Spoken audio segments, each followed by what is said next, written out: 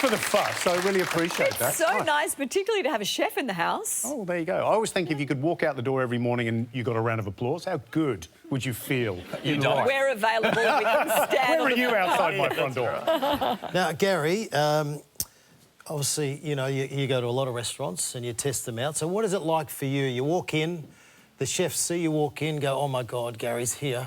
How do you deal with it all? You know what? It's a very small industry in Australia. Everybody knows everybody. I'm sure it's the same in many industries. And so they're just, you know when a chef's in the house. Another chef knows when another chef's in the house. Actually, young chefs, we always look after. There's always a young person sitting on a table on their own, and you go and find out if they're in the industry. And then, spoil them rotten. Give everything for free. Really? Speak to your sommelier. Yes. You know, if there's an open bottle that's been tasted, go and pour it. Yeah, it's lovely to see. And I've actually sat in a 3 Michelin star restaurant in France and exactly that was happening. There was a young lad sitting on a table, bleary-eyed, obviously working very hard, and he was getting the full 5-star treatment with no bill at the end. Is that because, there is a bit of a crucible of fire that you all go through? Because it's like that in medicine. I was going to say, come on. It is the same, because when you go into a practice and, there's a junior doctor or there's someone, because you kind of have this, there's a camaraderie that you can't share with anyone else. Yeah. And I think it's very specific to your industry, very specific to ours. Maybe it's the same in sports. Well, being sort of, award-winning journalists and TV presenters, we have that same connection. Tell us about the Baker Heart and Diabetes Institute. About to turn 100, you're doing a lot of work with them. Yeah, it's a nice thing to be involved in. There are some things that, you really feel, at one with, and this is a good one. So Baker Institute actually is the only institute or organisation that focuses entirely on heart health and diabetes particularly is on the rise. And heart health is, and we all know it, is one of the big challenges in this country, mostly based on lifestyle, but you can be the professional. I won't answer those questions. No, what happened?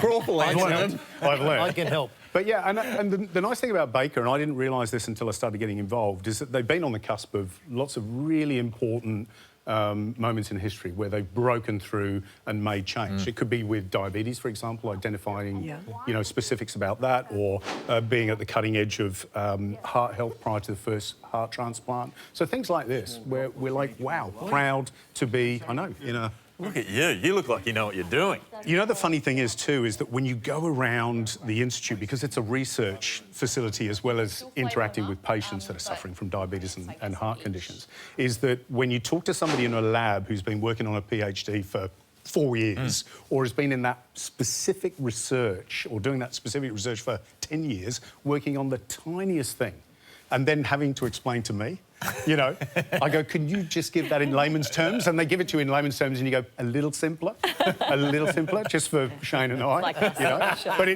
But these things, what's fascinated me, for example, the other day when we were filming that little segment, is somebody that's so excited about working on this kind of minutiae of heart health that you wouldn't think's important, but if they break through, it'll change everything. It's where it all starts. And it's very special to you. I developed AF during lockdown, so atrial fibrillation. I don't know if it was something that was with me for my life, but they said that it could have been a late onset, for example, so triggers like stress, caffeine, alcohol, could be anything, or it could be just a change. What is so when your heart does a little flutter, so you're not technically at risk, correct me if I'm wrong. No, please. Because if I do, then please revive me. You're not technically at risk of a heart attack with what I have, but it's more stroke risk. So what your heart's doing is having a little moment where, rather than a regular beat, they described it as a little bag of worms. There's a little area in your heart where the nerves are firing randomly, so you get this little flutter. I just felt low in energy. I was really struggling. I felt kind of pale and clammy. And I thought, this is not good. So I went and got checked out and they diagnosed me with AF. So I was put on a course of drugs. They made me feel terrible. I think there were beta blockers, there were blood thinners. And I said, there has to be an alternative. And I tapped into what was... cutting edge, which is where they go in and they laser or... Ablation? Ablation. Yeah. It's not just heart, it's diabetes as well, isn't it? I was going to say, I don't have diabetes, but, there's time. It's on the rise, Shane, and I know you know. I don't like telling you things you already know, but 2 million Australians have got diabetes. I had 3, but yeah, you're probably right. We'll stick with 2 million. And, to put this in layman's terms, I've got a daughter who's a nurse at Monash, and I never realised how serious the consequences are for diabetes. No, it is a very serious condition. Very serious condition. Absolutely. And you end up with compound issues that then really have serious consequences for people's health. And because you're here, it'd be very disappointing if you didn't give us some type of food. We've got the kitchen over there. There's some food. We got very serious there. Smell something This happens cooking everywhere up. you go. Everyone's Let's like, go to the restaurant. Over there. Okay. There we go. Oh, what are we going to be eating, Mel? Okay. This is good. Beautiful, Gary. You know, look this at makes me laugh. This is not what you call a standard bench height.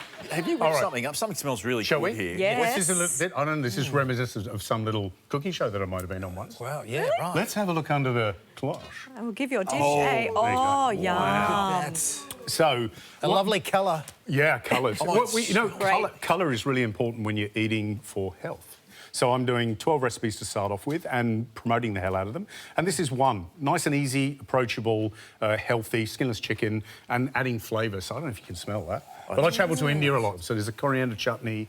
I've got yoghurt. And you've got to have a good spread of vegetables with everything you eat. So Could I ask you not to have the Are you raw gonna onion, eat? though? Because we're I'm sitting going to have it together. all. I don't know what everyone else is Well, going I to have. think what it is an Why appropriate, don't we get appropriate portion. someone from the audience to come and have a bit of a taste? I You can't be believe giving Claire this to is someone with in the us. audience. You're diabetic. Yes. Come up and have Come a on. taste. Here we go. Look at this, Gary.